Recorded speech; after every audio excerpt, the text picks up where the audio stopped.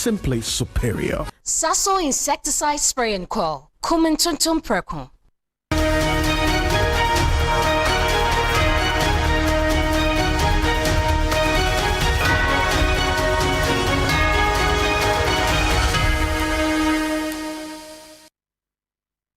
It's Tuesday. Good evening. Welcome. This is Ghana Tonight. We're live from Sabata Desa Wekanda, also live on TV3 Ghana, on Facebook and on DSTV channel 279. We're all across the world on 3news.com. I am Alfred Okansi. Tonight, we're still on the tragic killing of Ghanaian traders and truck drivers in neighboring Burkina Faso, bringing you the latest on this particular development.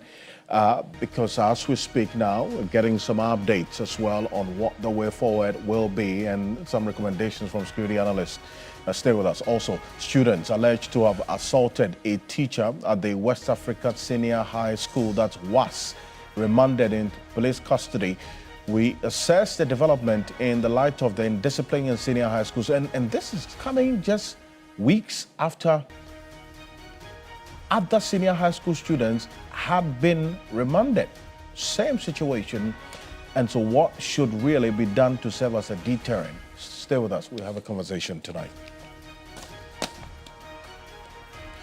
Also, as the debate continues about the financial woes of Cocoa Board and how to fix them, President John Dramani Mahama is advocating farmer-centered policies. Stay with us. We have a conversation tonight on this matter, including some concerns that have been raised again about a textbook and its content for junior high schools. A member of parliament who was issued a statement just minutes ago on this matter is going to be joining us to have a conversation on it and to understand exactly what the issues are. As always, you're an integral part of the conversation. The hashtag we're using is Ghana Tonight on Facebook and on X. Let's get talking.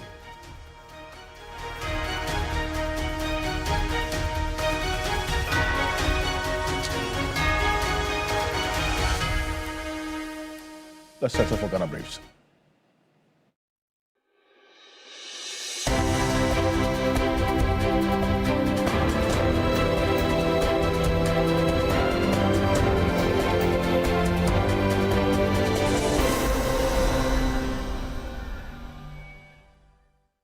President Mahama has expressed deep regret over the Valentine's Day killing of 7 Ghanaian tomato traders in northern Burkina Faso.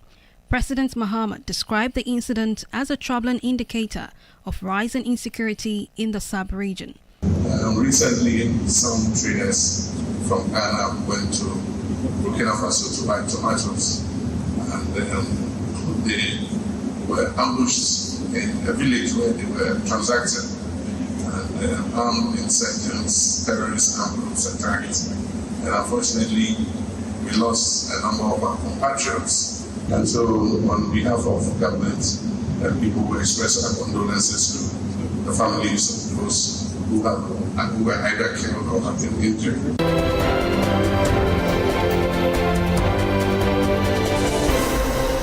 Meanwhile, those survived the deadly terrorist attack in Burkina Faso have safely arrived in Ghana. The female survivors were escorted by Burkinabe security to the Ghanaian border in Paga, where they were received by the Upper East Regional Security Council. 2 others, who were critically injured, have been airlifted to Accra for further medical attention. Akamugrid Donatus Atanga is the regional minister and chair of the Regional Security Council. We need some bit of counseling. And so,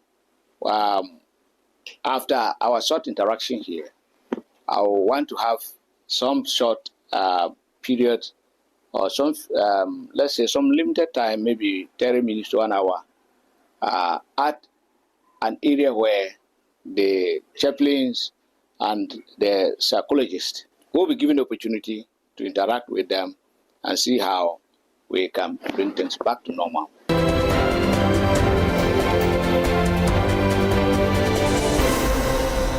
The Union of Informal Sector Associations and the General Agricultural Workers Union are proposing an engagement with government to address challenges in tomato production. The proposed meeting, they say, will focus on finding lasting solutions to boost local tomato production. Government should engage us in a meeting, UNWA and the TUC and then the other drivers' unions, so that together we can bring out our solutions and our projections, what government should do to solve this problem. One, government should provide support for the tomatoes farmers. And then 2, provide storage facilities. 3, and then processing machines or factory for processing the tomatoes when it comes in abundance in Ghana.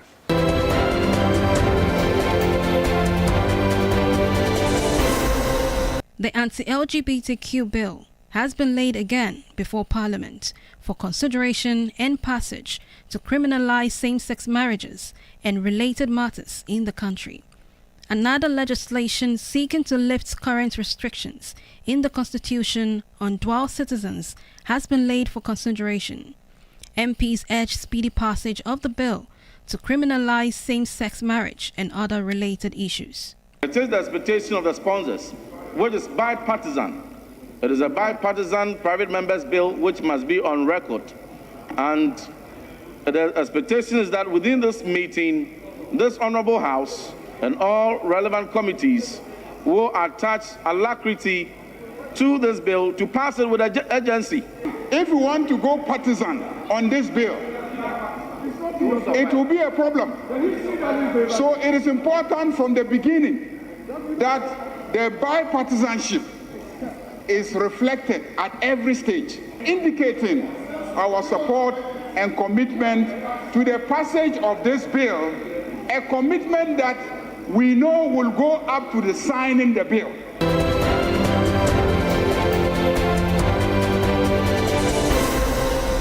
State prosecutors say they plan to amend corruption charges against former National Service Authority Director Osei Asibe Entry. He is accused of paying about 500 million cedis in allowances to more than 60,000 ghost names. He also allegedly embezzled some 106 million cedis from the NSA's Kumawu Farm project.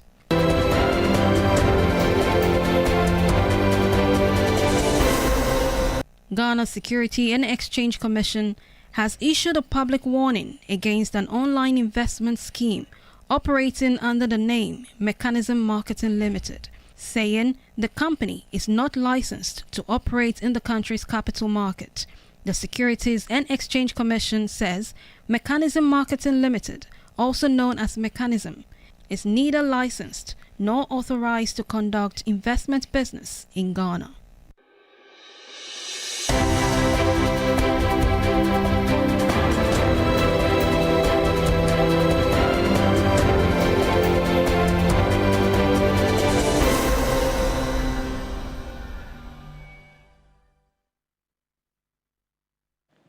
There's more news on 3news.com. Make some time and visit 3news.com. This is Ghana Tonight. We're live on 3FM 92.7. Also on TV3 Ghana on Facebook and on DSTV channel 279. We're all across the world on 3news.com. As always, probably brought to you by Flamingo Paint, Simply Superior, Sasso Insecticide Spray and Coil, Tum Preko.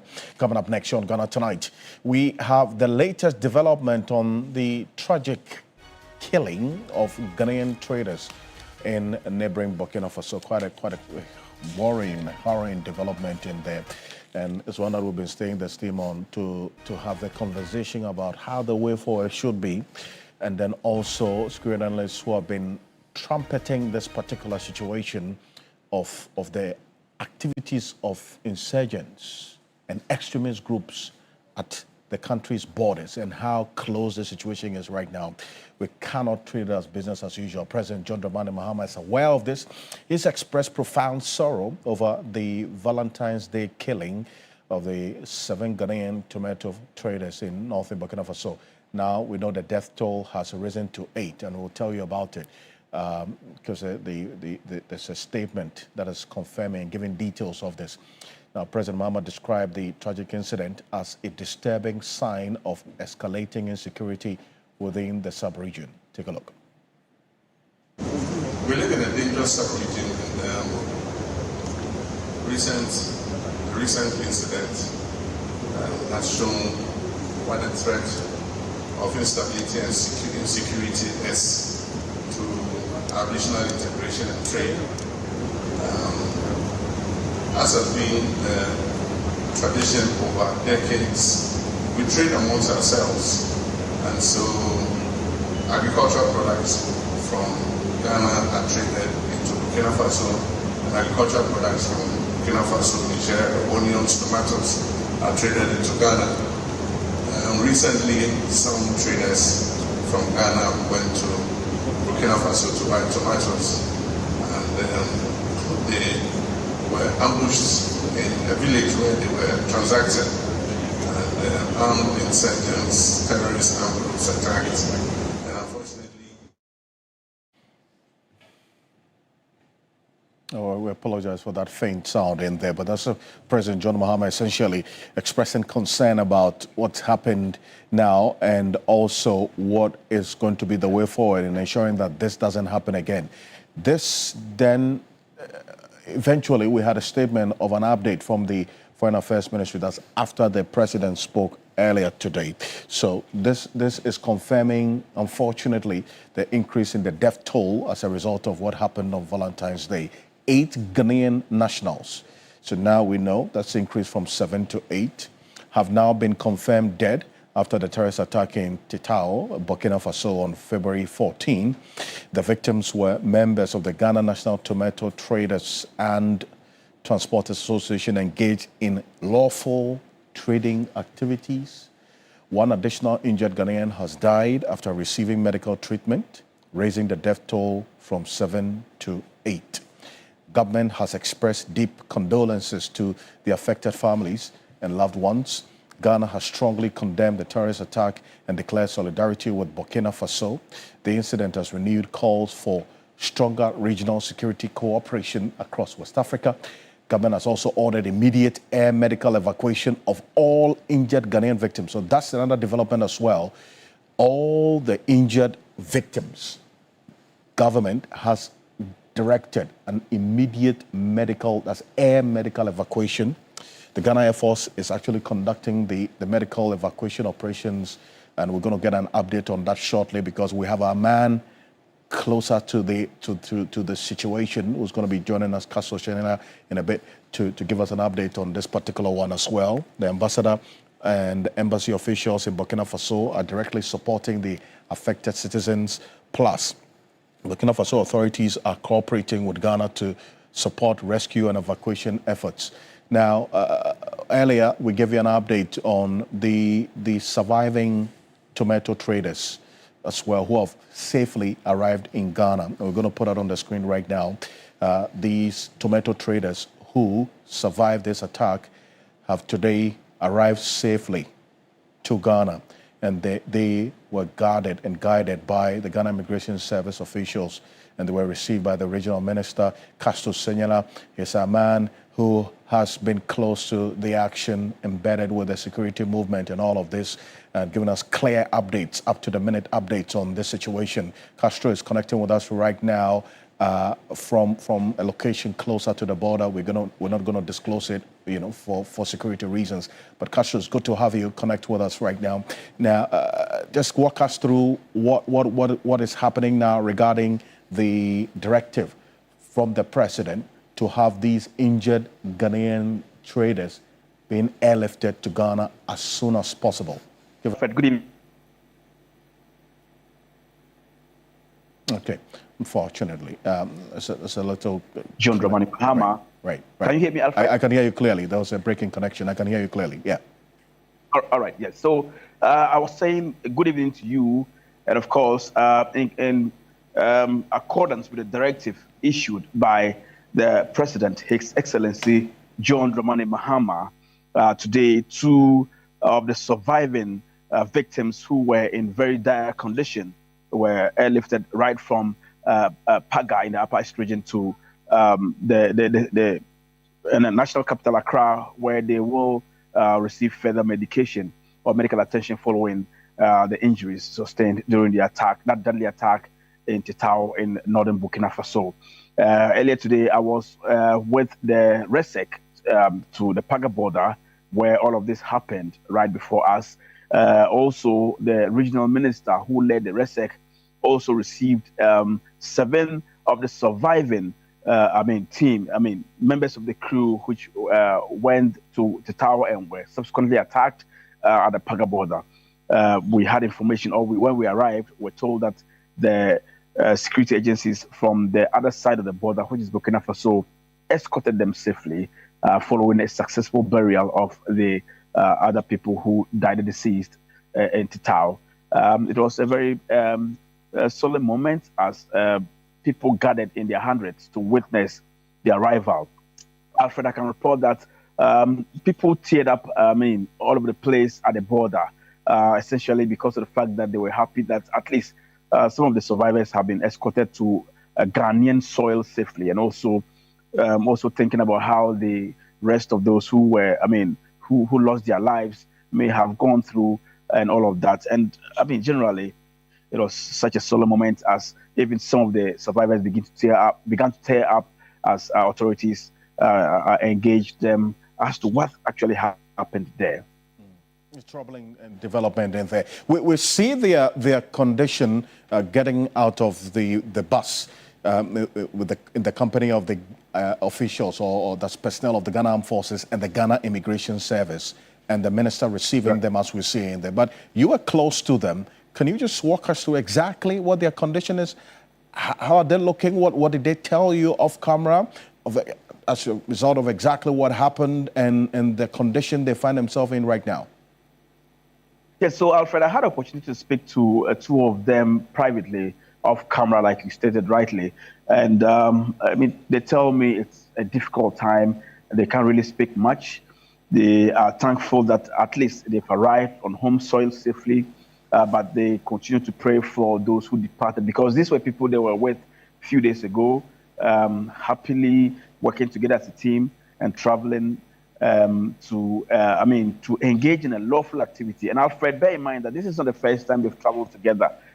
They've taken numerous adventures together as far as working to bring tomatoes back to Ghana is concerned. And so for them, they felt that the fact that the realization dawned on them that they wouldn't be seeing their workmates who they spent nights together on the highway was really troubling. And also, when I arrived there with the military and that of the other security agencies, and we saw them, you could visibly tell that they were really disturbed. Some of the women couldn't even speak or couldn't even open their mouths to utter a word. And like I stated earlier on, some of them periodically or momentarily broke down in tears, especially when they were recounting to the RESEC what they went through. You could see that they still had this photographic memories of all that happened, and that was devastating for them. But in all, like I stated, I spoke to 2 of them who tell me that they are grateful that at least God has saved them and has brought them back to home soil, where they can tell the stories for all of us to learn and to know that, yes, though we may always be engaging in our rightful, lawful business ventures to feed our families, we should be wary of where we go, and we should be security conscious. Great work there, Castro Senior. Appreciate you for this. And kindly stay with me. Dr. Victor Doke is a security analyst and also a lecturer at the Kofi Annan International Peacekeeping Training Center. Good evening. Thank you for joining us here, Dr. Victor Doke. Now, the activities of these insurgents and these extremist groups cannot be left to the individual countries to deal with, at least with what we are seeing now, the growing impact influence and the catastrophic situation that we're having to deal with, at least in the sub-region, is it not?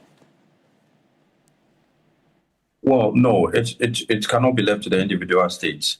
Either the country where the incident happened, that is Burkina Faso, or even in Ghana. So if you can remember, that is why there was a conversation around ECOWAS coming up with the African Standby Force, a figure around the region of 1,650 thereabout for the purposes of tackling terrorism. So at least that sub-regional mechanism eventually will come into place for the state. And then you're talking about Ghana and then Burkina Faso and then other, neighboring countries. What can be done is just alertness with their internal security measures, the army, and then the other security agencies who have to just be very proactive in dealing with such situations. However, let's look at the aspect of these Sahelian states having to experience the activities of violent extremism for some time. And that is one of the reasons why even we had the issues about unconstitutional change of government, because they cited one of the reasons per the democratic elected government not being able to tackle the issues about insurgency. So the problem has compounded as of now. The dynamics have changed. It is unfortunate that other nationals, such as Ghanaians, are falling victim to such situations. But then it means that holistically, the approach of fighting this menace has to be collective and not individual, as we think it will be best. Because the talk about the standby force, if eventually it's implemented, as to when we are looking at it, the aspect of having that regional information sharing system or mechanism, which was the Accra Initiative, which is now somewhat defunct, because then Burkina, Mali, Niger were all part of it. They've opted out. So if Accra Initiative is no more, what other mechanisms can we, implement for the purposes of security, for the purposes of intelligence sharing, and then liaising with other counterparts in other areas where terrorism has been very rampant or effective in those areas, so that we do not have these incidents as we are recording now. I see, but you mentioned something there. There's been a number of conferences, summits, symposiums, colloquiums, a lot of talk that has taken place as a result of what's happening now. While the leaders in the sub-region are playing the politics around this and not committing to the political will to deal with this collectively, citizens in the sub-region are dying. They are being killed by these extremists. So what must give, really? Rightly so. So there are many reasons. The reasons why the individual states may have challenges in tackling this are multifaceted. Okay, you're talking about logistics. You're talking about the operational capabilities of these, countries that have been affected by the activities of terrorism. The absence of the governance structure in those areas is very critical. The international support, which is hitherto, very active, has now been somewhat curtailed by the democratic change, of governance in those areas. And let's even look at those countries that are, practicing or have a stable democracy. What has been the fight against terrorism? We are looking at the northern part of Nigeria now. How has it been so far? The aspect of political will, yes, is one. The aspect of the support, finances, the equipment to even fight this is another. And the aspect of having capacity collaboration from our partners, whether from the region or outside the region, is also another aspect. And that is why we see that the U.S. has contributed some 100 troops to the fight against, insurgency in the northern part of Nigeria to assist in the fight. And so, yes, the fight, when you talk about this, Herculean task, the individual states cannot do it.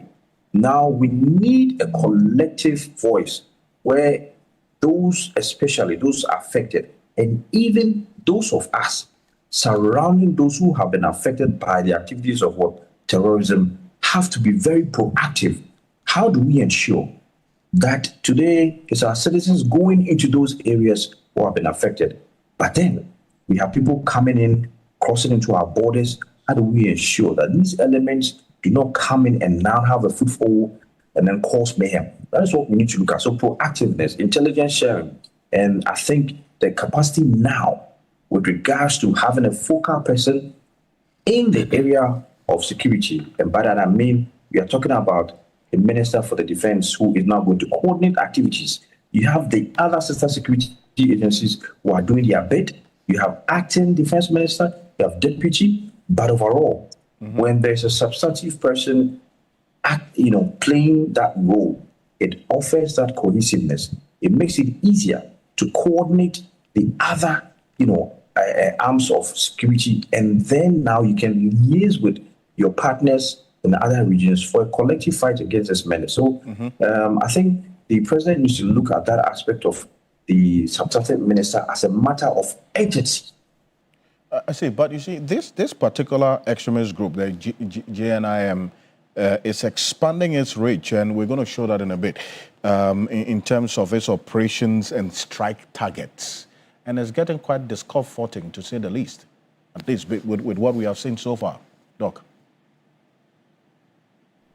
Right. So JNIM's activities, as you've already said, are spreading. And we shouldn't think that because we've not recorded any incident, then it means we are off the hook, or we should be off the hook, or we should just relax. No.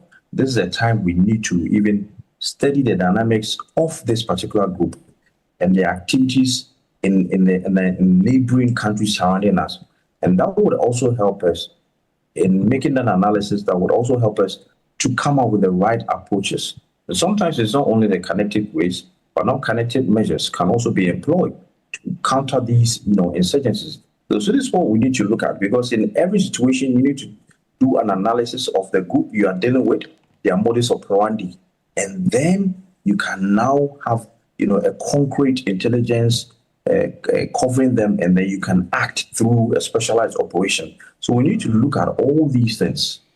I see, and I do appreciate your time on this, Dr. Victor Doke, and the recommendations going forward. He is a security analyst and also a lecturer at the Kofi Annan International Peacekeeping Training Center. Thank you, Dr. Victor Doke. Ranking member on the Defense and Interior Committee of Parliament, Reverend Tim Fojo, says the Defense and Foreign Affairs ministers should visit Burkina Faso to apprise themselves of developments following the recent attacks on these Ghanaian tomato traders that's led to 8 of them dying, unfortunately. According to him, a direct engagement between Ghana's defense minister and his counterparts in Burkina Faso would help establish true circumstances surrounding the incident. Take a look.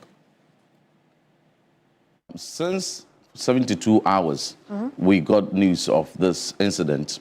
My expectation is that the Ministry for Defense, the Minister for Defense, or responsible for defense, and the Minister for Foreign Affairs should be able to make a trip to Burkina Faso to be able to ascertain the facts beyond the reports that the Minister for Interior has put out. Our expectation is that they ought to pay a visit, a high-level visit, particularly between the Minister for Defense in Ghana and counterparts in Burkina Faso to ascertain the actual circumstances that led to the killing, and further to that, certain concrete arrangement put in place to ensure the safety of Ghanaians who travel to Burkina Faso. We also, the whole country needs to be apprised on what exactly happened and details of how the government is handling it. 72 hours since the incident, apart from the very brief statement that was put out by the Minister for Interior with additional responsibility for national security, we haven't heard from the Minister for Foreign Affairs, we haven't heard from the Minister for Defense. These two ministers are the ministers whose jurisdiction much relates to this incident and ought to be briefing Ghanaians and ought to be engaging the citizens and how the things are unfolding, what happened, and the measures to be put in place to ensure, to guarantee the safety of our Ghanaian citizens going forward. And that brings us to the concerns we've been raising. There's a major defense leadership failure because we have a lot of intelligence, and within the security architecture of this country, it is for a reason that constitutionally, Minister for Defense substantively is expected to be appointed. For 7 months, we haven't had a substantive Minister for Defense. And so for 7 months, there's an acting minister who at the moment is engaged and deeply, engaged in cocoa financing and its challenges and making announcements, slashing, cocoa prices. So he would have very little time to fully provide leadership for the Ministry of Defense to coordinate intelligence between the counterparts in Burkina Faso and those who are here, and to be able to fashion out a coordination mechanism that will ensure the safety of traders that are applying their trade there. Well, so that's the Reverend Tim Fojo there. But if you look at in terms of the activities of this particular group that we're talking about, that's JNIM, they have been expanding their focus in terms of the impact and of the operations, and it's getting quite concerning to say the least. If you look at it, based in Mali, Niger, and Burkina Faso, They've expanded now southwards to coastal West African nations, including Togo, our neighboring Togo, and Cote d'Ivoire, these two countries that we share border with. But Benin is in there. In late 2025, they claimed their first attack on Nigerian soil. So it's not one that can be treated as business as usual, especially looking at the force and the size of this group's influence. They frequently targeting national military forces, UN peacekeepers, international interests, using suicide bombings, complex ambushes, improvised explosive devices. In May 2025, they launched a major attack in Djibo, Burkina Faso, resulting in deaths of 200 soldiers. This is not one that, and obviously this is information that some persons close to the situation have also given to us and it's been assessed as to the response mechanism going forward. You find more of this on 3news.com. But coming up next on Ghana Tonight, away from issues of security, we go to matters of education, because the Ketu North Member of Parliament, Adam Agbana, is raising alarm regarding content of a particular senior high school textbook. It's joining us right now on Zoom, but before we get into it, let me just give you a fair idea of the specific issues that he is raising regarding this textbook. And this time, this is not the first time we're having concerns about a textbook for either junior high school or senior high school students. If it's not about issues relating to LGBTQ, this time around, it's not an LGBTQ-related content, it's something else.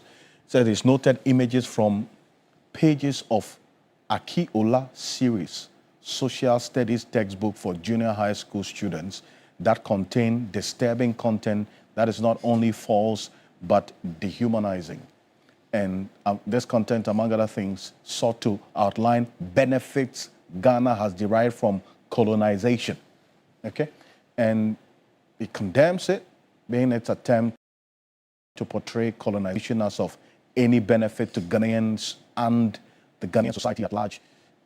At the time when President John Dramani Mahama is championing continental efforts towards reparations, it's deeply quite concerning and deeply troubling, irresponsible to sanitize or glorify a painful chapter of our history. Colonization was inhuman. Eric Adam Agbana is a Ketu North Member of Parliament, joining us on Zoom right now.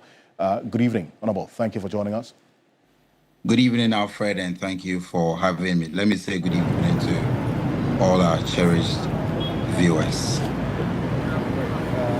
That's perfect. I think that the sound is okay now. Now, what's the exact content in this Akiola series that you're raising concerns about? All right. Hello?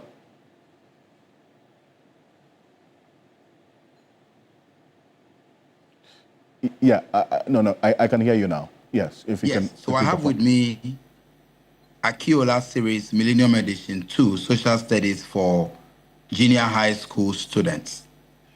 And some pages, when you go to page 53, for example, it gives you what they call positive effects of colonization, or benefits that Ghana or Africa derive from colonization. First and foremost, I think it's important to get the background to my anger, if you so wish to call it, against this content. Education is supposed to shape our identity. Education is also to protect our dignity. We have had a certain history as a people. Indeed, no one can erase the fact that there was a time where the people of Africa, the people of Ghana were colonized. No one can erase the fact that there was a time where the people of Ghana or the people of Africa were subjected to slavery now, or the slave trade. With all of this as part of our history, it is important to tell the story so that the young people, through their readings and their learnings, will appreciate the history of this country. But any attempt to try and conscientize them into believing that any of these acts even carries any positivity, for me, must be condemned. And it brings a broader issue of how thorough, how meticulous the NACA, the National Curriculum, the agency responsible for curriculum development, how meticulously they have done their work over the years. Because beyond this issue, there have been several other things that we have raised concerns with. I recall myself, about 5 years ago, I had cause to petition the Ministry of Education over some distorted history about the people of the Volta region. There were many other concerns about LGBTQ and several others. And all of these things find themselves in books that have been approved. I think it's about time we ask the right questions. But Alfred. Yes.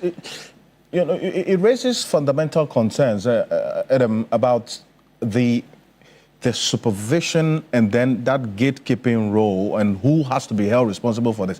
Because if all of this content goes out, from what I understand, these textbooks have already been published and distributed, correct? Yes, and it's being used by the schools.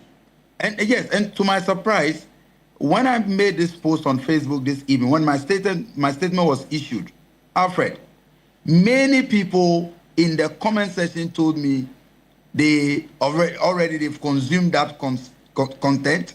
These things have been in our books for a while, and they do not think that and that for me should even encourage us to fight this more, because it's like telling me, and I beg to maybe make this example.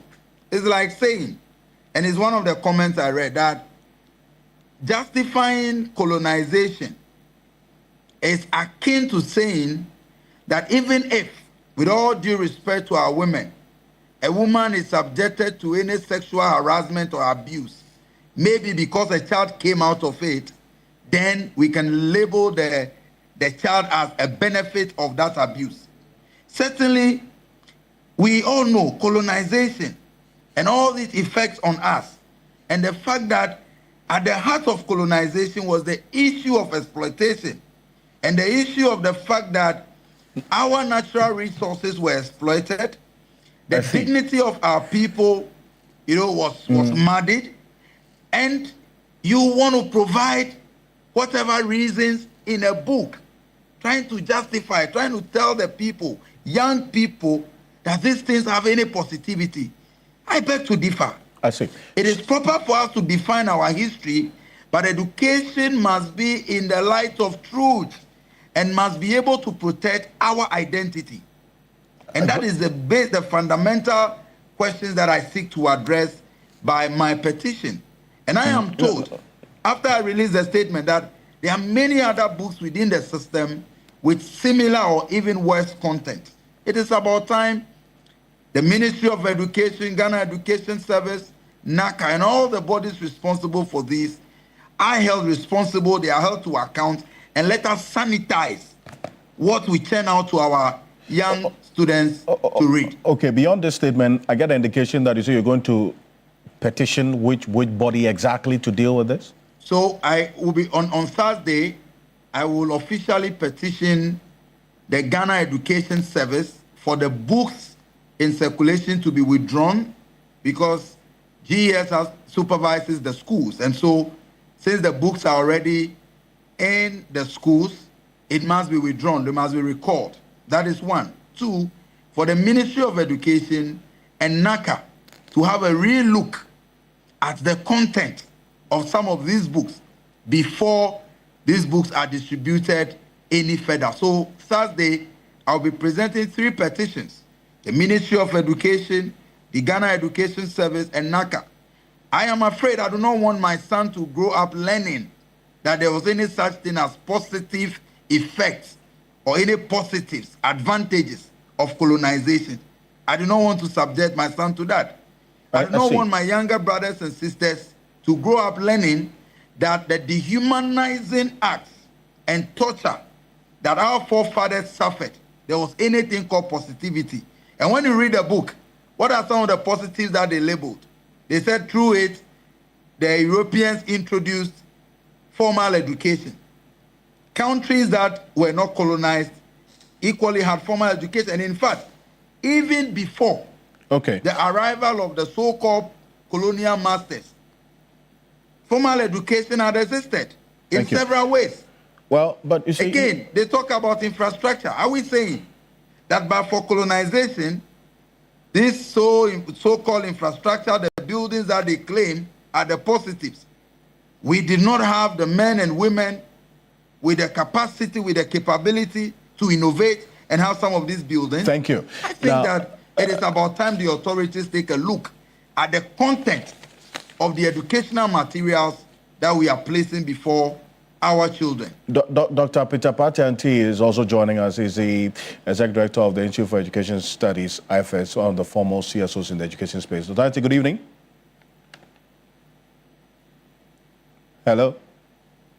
Good evening, Alfred. Perfect. I mean, you've been listening to Eric Edemagbana there, and you've seen a copy of that statement that he put out. Akiola it's a publication that has some goodwill to it over the years. 20 years and over ago, some of us used some of the books in senior high school and so on. But what could have gone wrong? I mean, or what is going wrong? Because this is not just a case in isolation. We're seeing a number of these textbooks getting to the system with this questionable or concerning content in various forms, and people are still keeping their jobs. Alfred, I think that we should treat the issues independently. I'm not sure of the content of the syllabus. I mean, the curriculum that was developed for this particular issue that we are talking about, the Honorable is putting out. I think that we first have to find out whether it is in the curriculum. If it is in the curriculum, you don't blame the publishers, you blame the developers of the curriculum if you think that the issue that has been raised is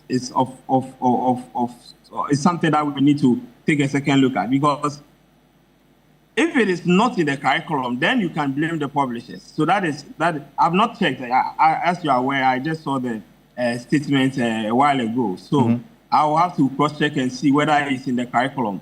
Because the curriculum serves as the basis for the development of the textbooks that the publishers do. And if you look at some of the issues that have come up with NACA's supervisory role, we always try to establish the fact that these things are not in the curriculum, but they have been put in the textbook. So we first have to establish, I don't know whether it's social studies or it is history, but we first have to establish whether it is an indicator or a strand or a sub-strand in the curriculum. And if it is in the curriculum, then the issue now narrows to NACA. Why do you want to treat something of this nature? Because the publisher only looks at what is in the curriculum and gets content for. And so you cannot blame the publisher much if it is in the curriculum. So I think we need to do some checks around this one before we can point out really who is to be blamed for this. Right on. And I know that you've been part of the process in many ways in terms of curriculum development, correct? Yeah, sure. I work with the development of the senior high school curriculum, so I understand the processes very well. Okay. So we would maybe tomorrow we would have to check. I want the Honorable to quickly get the curriculum for that particular subject and check whether it is in there. If it is in there, the publishers cannot be blamed, because if the publisher develops a textbook and that textbook does not fit the curriculum, NACA would not allow them to publish it. So if it is in the curriculum, then we can now narrow the discussion down to NACA and find out why they would want to treat a content like that. Okay. And Dr. stay with me, because we're going to go for this quick break. But when we're back, the issue we're talking about is still education related, and that's what's coming up next. Students of the West Africa Senior High School, WAS, have been remanded over alleged assault on a teacher. We have a video which we're going to show to you, quite disturbing. And it comes on the back of what happened recently. The president had cause to condemn it, but even with the arrest of these students involved in the not too distant past event, it did not deter these students from engaging in this despicable act. We'll be back shortly after this quick break. Stay with us.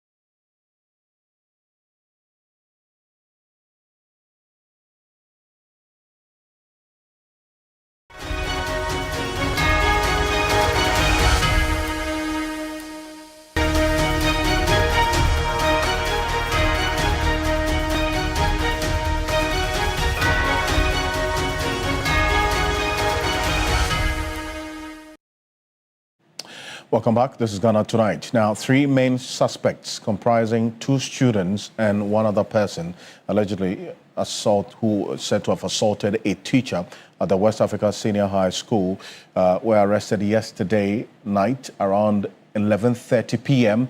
and were put before the Adenta Circuit Court earlier today. Now, the 3 were remanded to police custody after pleading guilty to all charges leveled against them. Christian Yawed Dinkra, who's the Ghana National Association of Teachers chairman for the area, that is the Adenta area, issued a statement detailing what had happened, and the videos you see there are these persons, the suspects, who appeared before the Adenta Circuit Court earlier today. Now, the video which we showed you portions of, it's quite disturbing a development, but these persons were arrested. That's the video as you see in there. We're going to take a listen to it.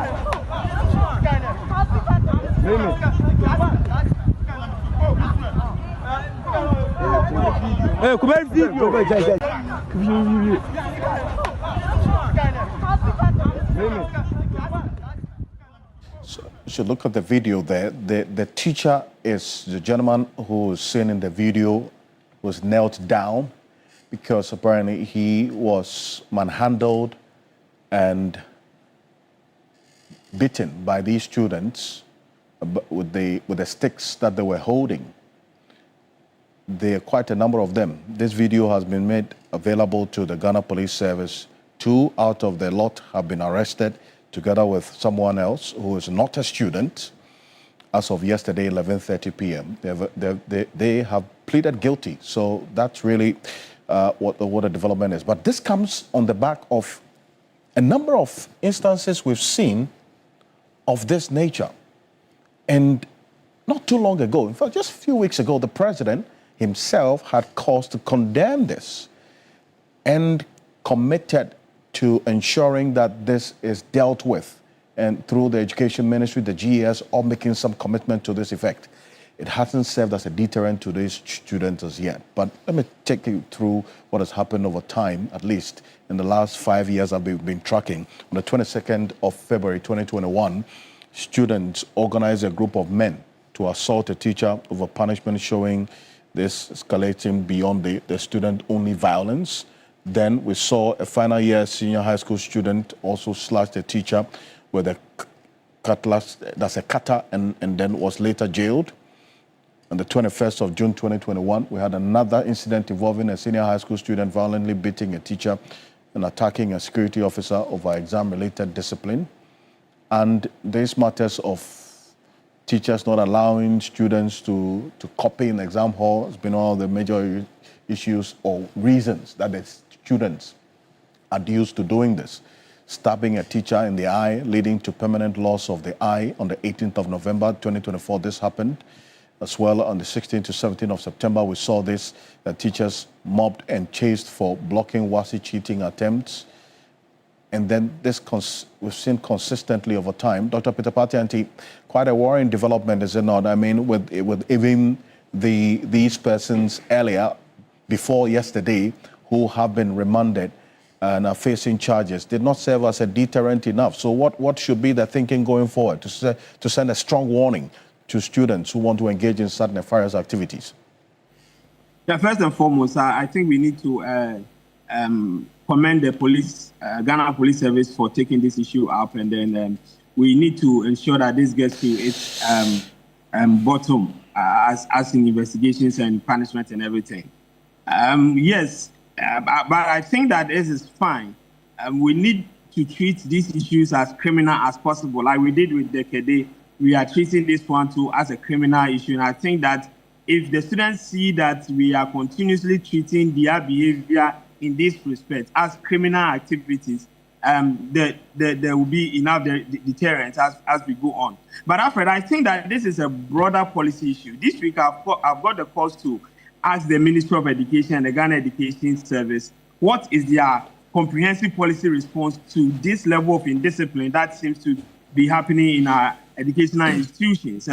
We cannot continue to have directives from the Ministry of Education like we just heard, asking the police service, the Ghana police to expedite their investigation, or directive from the Ghana Education Service. We cannot continue to deal with the so-called positive toolkit that was developed after the removal of the corporal punishment, or even the Dean of Discipline policy that was instituted by the previous managers of education in our senior high schools. These things have not yielded any results. So I think that going forward, in order to deal with this, we need to escalate this to a broader policy issue. What is the, and I want to reiterate that question, what is the Ministry of Education's policy response to the constant level of surge in indiscipline in our schools? They need to let us know what is their comprehensive policy response, because this has gotten far above the school level. It is no more a district issue. It is no more a student issue. It is even above GES. We need to have a policy response to this. And that is the only way we'll be able to tackle this holistically. The constant directives and all those things have not yielded results, as you have already alluded to. So we need to now call on the Ministry of Education and tell us what is their policy response to what is happening in our institutions. Students attacking their teachers, students burning school properties, students attacking fellow students, and all that. Recently, we heard of students who gang raped a girl during their sports activity. There were other situations whereby 2 schools crashed because of the sports that they went to do. Students went to sports stadium and they vandalized the place. What is the Ministry of Education's comprehensive policy response to all these indiscipline that is happening in our schools? We need an answer.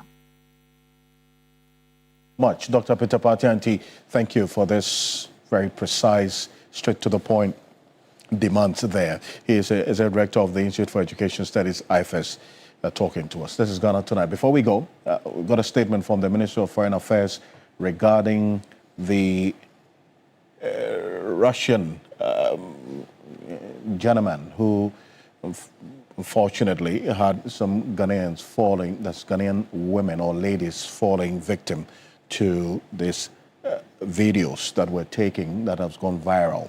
Now, that is sexual activity with him. The Ministry of Foreign Affairs confirms that the ambassador of the Russian Federation to Ghana was summoned today, that's Tuesday, 17 February, on the instruction of the Honorable Minister of Foreign Affairs over the conduct of a supposed Russian national in unlawfully publishing sexually explicit images of Ghanaian women without their consent. The objective of the summons was to formally express the strong displeasure of the government of Ghana at the atrocious conduct of the supposed Russian, which clearly violates Ghanaian law, and to seek the cooperation of Russia in pursuing justice. Ambassador Sergei acknowledged the violation of the privacy and dignity of the victims and the larger cybercrime dimensions, while expressing the willingness of the Russian Federation to cooperate with the Republic of Ghana on the matter and issue. The Russian ambassador, however, indicated that he is unable to confirm the Russian nationality. So that's another big takeaway from this statement. They say that, according to the ambassador, he is unable to, at least for now, confirm the Russian nationality of the individual at the center of the intimate viral videos, and further disclose that the purported name making the rounds in the media is not a known Russian name, and rather represents an inappropriate or vulgar expression in the Russian language. The ambassador highlighted similar activities of the said individual in other countries which had come to the attention of Russian authorities and was being investigated by Russian experts.